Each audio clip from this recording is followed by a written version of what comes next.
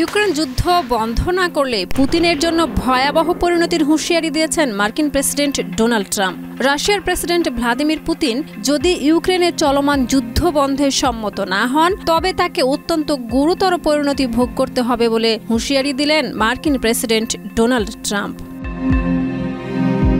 14 August এক প্রতিবেদনে বার্তা সংস্থা আনাদোলু জানিয়েছে, ওয়াশিংটন ডিসির কেনেডি সেন্টারে সাংবাদিকদের প্রশ্নের জবাবে ডোনাল্ড ট্রাম্প বলেন, আলোচনা হবে এবং তাকে খুবই গুরুতর পরিণতির মুখোমুখি হতে হবে।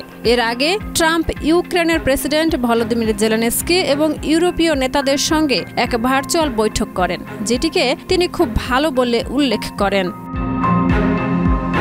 প্রতিবেদনে আরও জানানো হয়, দ্বিতীয় মেয়াদে প্রেসিডেন্ট নির্বাচিত হওয়ার পর পুতিনের সঙ্গে এটি হবে ট্রাম্পের প্রথম সরাসরি বৈঠক। আলাস্কার অ্যাঙ্করেজ শহরে এ বৈঠক অনুষ্ঠিত হবে। সেখানে একটি সম্ভাব্য ত্রিপক্ষীয় বৈঠকের সম্ভাবনাও তৈরি হতে পারে।